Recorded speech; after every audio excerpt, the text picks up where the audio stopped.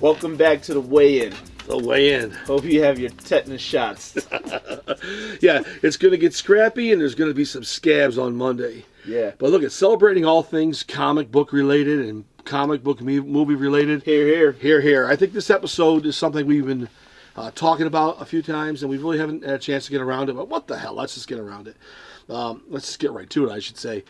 I happen to own Queen City Bookstore, which is a comic book store here in Buffalo, New York. It's been around for like 50 years now. The best fucking comic book store. Yeah, you know it, man. And we're very proud of the fact that it's been 50 years this year in 2019, and we have been able to stay predominantly comics. I must say that does make it complicated more than a normal hobby store these days, but it's something that we have to do, and we enjoy doing. I'm not complaining, just saying it is a bit of a lot of work sometimes. No, but it definitely adds to the credibility of the fact that you own a comic book store and not what is labeled a comic book store that has comic books in it. But it has, it has everything bubble else. teas and gaming and freaking cook coffee. I don't know. No offense to any of that stuff personally, but a real comic store is a real comic store. Absolutely. But here we are. We're looking at some exciting things. And the 50th anniversary.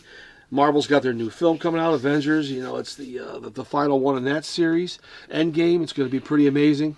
And I think it's a good time to celebrate comics. We're going to have a couple of cool things we have planned this year. What do you got planned this year? Well, we're going to have a Queen City 50th anniversary party. We're at my son-in-law's place, My Tomato Pie. I got to call a little shout out to My Tomato Pie. Oh yeah, absolutely. Absolutely. Best pizzeria in town. Great wings. Good Unbelievable. people. And Tony does a great job there, and he's going to love it when we're over there. We're going to celebrate our 50th anniversary. We're thinking of bringing a few guests in, maybe a couple comic artists. Oh. Have them speak about just longevity in the hobby. Nice. Some nice veteran people. And then while we're at it, I have to give out. I have to give a little shout out to a gentleman that I was partnered with for a couple of years. His name is Norm Zinski over at the Fantasy World store. Oh, Big Norm. Big Norm. He's closed up now, but he still dabbles and he's still in the business, and he's actually celebrating approximately his 40th anniversary. So it's going to be a lot of fun. So it's something you want to look out for, and we'll all be there. We'll have to have designated drivers because I'm not walking home that night. It's going to be a lot of attaboys that night. Yeah, exactly. Yeah, those what do you call them? Those lifts, and what is the other car service? Lyft and fucking Uber. Uber. Yeah, they're going to be hanging out in that parking lot like it's the goddamn airport. But along the way, here I am. I'm celebrating the party already. I already got a nice drink with me. By the way, here, cheers to you. By the way. Oh, thank you. I celebrate myself all the time. You got to, man. If you work hard, hey. We do these on Sunday night. We've both worked long weeks, and here we are. We're sitting around doing episodes of a show that we love. And that's dedication. And we want your dedication to continue loving comic books and to continue loving everything else that's related to the movies and everything. What more can you say? What about that Shazam movie? You mean Captain Marvel? Captain Marvel, yeah, Captain Marvel, yeah. For you, yeah. Speak on it. That is okay. Well, okay. They got to call him Shazam, obviously, because many years ago in the '60s. DC Comics, who owned the rights to Captain Marvel, who is Shazam. They call him the Big Red Cheese and stuff. That's the terminology he got from the 1940s and 50s. Okay, the Big Red Cheese. Yeah, because he's red, but his lightning bolt looks like a slice of cheese. I get it. So that was a nickname. He sold 2 million comic books per month in the 1940s. He outsold Superman and Batman. Wow. It was a time people just loved the character. He was a kind of a funny character, but it reached the heartstrings of a lot of the young Americans at that time. But DC Comics won the lawsuit to get the name back, and what ended up happening, this will be in the early 50s, they more or less sandbagged the character. They stuck him in a vault, locked the door, and spun the dial, and then burned the damn secret to open up the cave again. Okay. So what ends up happening is Marvel Comics is well aware of this fact. They're sitting back in the early 60s, and they're waiting for 12 seconds past noon that night, because the next day begins at 12:01 a.m. And all of a sudden, boom, they apply for the copyright to the name of Captain Marvel. And DC had no idea until they found out later. When Marvel releases a comic book on the stands, boom, Captain Marvel. Wow. Now that's the Captain Marvel that's now the Marvel female Captain Marvel. But the character called Marvel from the 60s, he had the green and white suit like she wore in the most recent movie. Yeah. And DC woke up the next day. I could just imagine what they went through. It's like, what the fuck what's going on here? They probably thought they were going to sue, and the lawyer told them about the fucking copyright, and they were just like, fuck. Yeah. Who the fuck missed that one? I know, right? That should have been like our copyrights. Yeah, like, are you fucking serious? You know what I wonder? I just wonder because of that they were so naive about the old days and people weren't stealing copyrights and everything. Yeah. It wouldn't surprise me there was a boatload of copyrights that same year that were not renewed, but the Shazam one, Captain Marvel, actually spurred them to go back and save Hell it. yeah, everybody's like, oh fuck, we need to get in our own fucking Right? books. We got to get our shit together, you know? So they bring out this comic book in 1972. I'm a young kid. It comes out. My dad always loved Captain Marvel, and he told me about it. And I knew the character from the 1940s chapter serials and stuff. Okay. Shazam! Yeah. You know, he did Billy Batson turns into the big Captain Marvel. They released a comic book called Shazam. Now, a lot of people didn't know about the story that happened in the 60s where Marvel was able to not get back the rights, but they took over the rights to the word Captain Marvel, and DC couldn't use it. So they had to call the character Shazam. So when this comic came out, I said to my father, why are they not calling him Captain Marvel? Then we started to realize what transpired. Throughout most of the late 60s, nobody was really aware of the lawsuit, what really took place. Not a lawsuit, but the situation where Marvel got the name rights. And it popped up in the early 70s, and that's what happened. That's when he became Captain. Captain Marvel became Shazam! Fucking Shazam. So it's kind of a cool story in an odd way. No, absolutely. The movie's making money, too, so... Yeah, good for them, you know. I didn't think it was going to be this zany as it was. You know, I've seen the trailers, and I haven't seen the film yet. I do intend to see it this weekend. And if everything goes well, it'll be exciting, you know, over at the old AMC.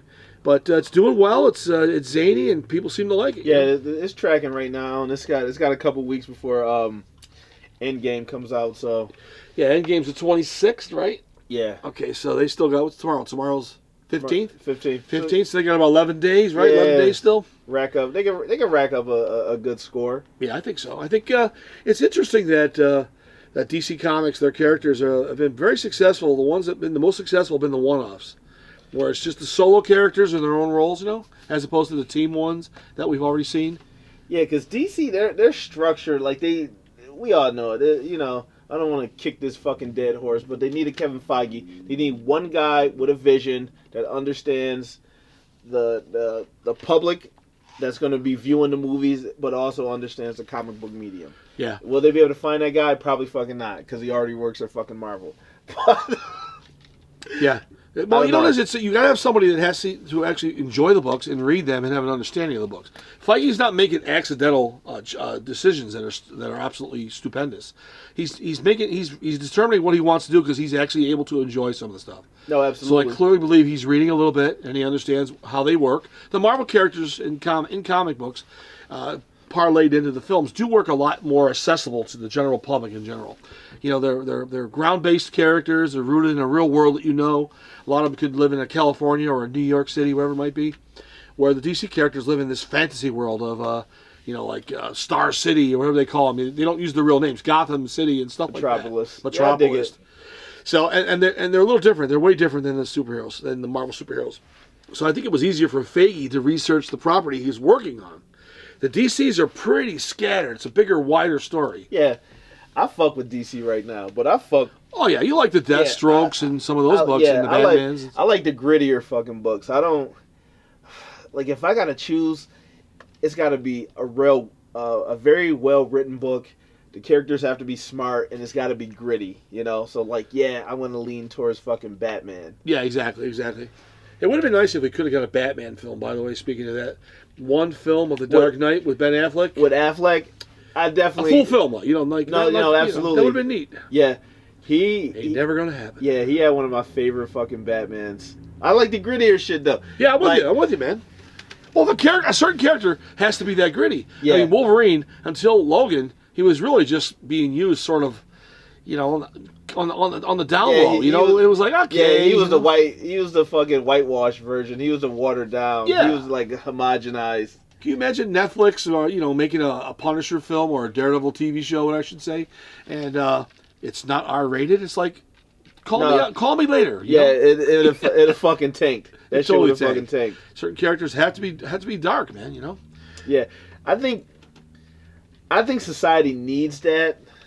Like, I think that's a certain outlet that society fucking needs, like, to get that out of our systems. You know, like sure. We had that one episode about, you know, violence, you know, but like I think that shit is somewhere in our psyche. When we go to the movies or we go to fucking like sports events, like, you know, fucking MMA or even a fucking football game. That, like a lot of the shit gets out. Yeah, like that aggressive energy, like as men, and even as a whole society, like we get that shit out of our own fucking system so we can go back and function normally.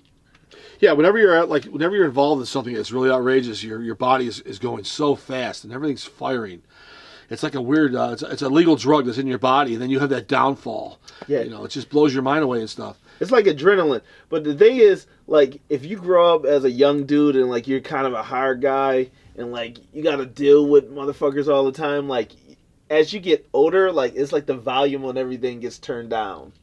Like somebody honks the horn at you and like you don't really give a shit. You're like, yeah, like I've been in fights. Like it like it really changes your perspective. Like if you've never had any like drama in your life, you never had to deal with anything that was like crazy, like you're kind of like more subdued about everything in life. You're like, oh shit, like you're panicking about fucking everything.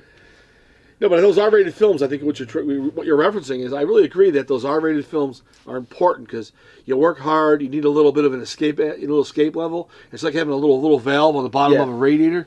I just want to sit down every now and then. I want to watch a really good hardcore action film or a good detective crime story where the good guys do some fucking ass whooping. Absolutely, and not just the release, but like you said, like especially with the comic book fucking properties, like the actual, like you're getting the character right. This character needs to do some fucking violent things that we need to show on screen. They do. But I think from Thor Ragnarok on, you definitely started to notice a little bit of a change in some of the characters. Like Thor, Ragnarok's a good film as we know. Yeah. But it has its moments where it really just gets kind of soft, and they just play up this hunky Thor guy with the nice looks, good chin, got the great accent. He's got good looking forearms. He looks just tough. Yeah. And but he's a bit of a freaking surfer dude. And what came after that? Was it the Black Panther followed that? I believe it was, or was it Spider-Man then Black Panther? How'd it go? No, it was Black Panther because that was like that Ragnarok came out November of 2017, and then Black Panther came out February. Yeah, it was amazing. 2018. I remember when that film came out. Like it opened up about almost 2 weeks in Europe first, Europe and Asia. That film was already bringing in like $380 million before it even touched ground in America. Yeah. After that first weekend, I think it had around approximately $700 million. It was like 671, I think it was. It's like, are you shitting me? It's only been like 4 days. Well, 4 days in America, but less than 2 weeks nationwide, worldwide, right? Yeah. Unbelievable. Yeah. That movie generated a lot of money fast. Like, it sold a lot of seats fast. I think it also, all those people that sold all those seats, we know a lot of black people went multiple times. But one of the things that I haven't heard mentioned a lot, and it just crossed my mind, it wouldn't surprise me one bit, that the spillover of the Black Panther film was everybody was now involved even more if they were a black person. Absolutely. Because now your guy, Black Panther, and what's her name from The Walking Dead? What's her name? I can't think of her real name. The actors, but it was in the movie. She's in the movie also. Yeah. People are going like, well, I love what's happening. I'm going to go watch that Avengers film. Yes. And Marvel hasn't looked back on anything less than $1 billion from this point on, which leads us to believe that we're looking at $2.5 billion minimal, possibly. Minimal. People are going to go to that film like 3-4 times a pop worldwide. Man. Yeah, it's pretty impressive. And it's gonna touch on like all the characters or the ancillary characters, from the movies and shit. So it's gonna draw, like, it's gonna be a dragnet. It's gonna grab all that money, like the Thor fans, the Captain America fans, the Black Panther fans, the Ant-Man fans. Like, right. It's the dragnet. It grabs all the money because I get to see my guy. It's really rather brilliant. Well, as a keeper of the flame, which Queen City has been, and myself since working in the store as a young boy, one of the things that really I never thought was going to happen. I never thought technology was going to be able to bring these characters that we all love, and I love myself, to the big silver screen. I just never thought it was going to happen. And technology just did it, And when I think about it, it was really exciting when the first Iron Man came out and everything has been moving along. Absolutely. And here we are. We've come all this way, and now we're like, wow, the fourth wave, I think they're calling it, the fourth change. Phase 4. Phase 4 in their projects. Like, holy cow. I mean, the amount of money they've made and the amount of films they've done, on average, they're releasing like 2 films a year of pretty high quality for a fucking decade and a half. Like 3 films a year. Yeah. That's right, 22, so that would be a little over 2 films a year. Mind-boggling. Totally mind-boggling. And not to count the, you can't even disregard the Fox line that Disney now owns. Yeah. Where they got back their X-Men and their, and their Fantastic Four characters. Like, they're going to factor, obviously, into the future also. It should be exciting to see how it all works out. I feel that everybody that's in the current roster of, like, X-Men films is getting pink slips right now. Yeah, I think so. Yeah. Yeah. Marvel's going to recast how they want to recast because they want their hand in, like, all of it. So. Yeah, I heard something pretty interesting the other day. It's the young girl who plays, she was in Game of Thrones. She plays Dark Phoenix. Yeah. In the role. And they were saying how, like, they're really excited about the film. They're kicking up pretty good with the advertisements and everything. But what they were saying is, just so everybody knows, no matter what transpires in this film or whatever what you've seen in other Fox films, this is the end of all the previous X-Men stuff. So when Marvel comes along and takes over with the new X-Men and new FF, it's the way they want to do it and the style that they can do it in, which is the style that we like. And it'll all be fresh and new. So we get brand new origins, brand new castings, pink slips galore going out to the previous people. Yeah. There is a rumor going on real fast. I want to wrap this up. You only have a moment or so left, but Hugh Jackman might make a small cameo in the next film too. Is that the rumor? It would be cool. That one fucking kill it. Did you? That one fucking smash it. No, I don't even want. I don't need that. I heard that. Kill me. That just, I'm done. Yeah, I know, right? if you're testing a new stun gun on people, ask here. My hands in the air. Yeah. Thank you, everybody. Thank you much for showing up. Queen City 5-0. Thank you. Bye.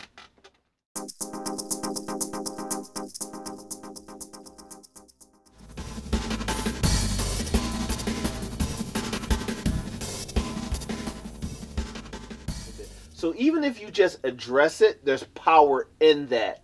You know, where you're telling like the female or you're telling the male, you know, this is not making me comfortable. And maybe that person can adjust a little bit to make you just slightly, you know, unburden you, unsaddle you from like the negative feelings that you have, but you have to say it. And words are powerful. And I understand the fact that people sometimes want to be hesitant, you know, because you can say I love you to a person, and if they don't feel that way, you're left in a void of uncertainty that you don't want to, you know, you don't want to be in. Or you can tell a person I hate you, and you mean it in the moment, but it's not going to be the long-term feeling. And how do you walk back that statement? Well, you just got to have confidence in your conversation again. So, I mean, conversation is the key thing we're discussing, and that's the key thing in every aspect of life, from head to toe, no matter what it is. And if you say I love you, sometimes it's in the heat of the moment, you're on a date or whatever it might be, and that you say that, you do mean love at that particular specific moment. Yes. Because love doesn't just necessarily mean long-term or whatever it might be. You're in a loving moment, you're in a zen moment, you're in a cosmic moment. Yeah, and we can address this later, but I feel like in a relationship, there's love, there's lust, there's like, and there's hate. It's true. Love and hate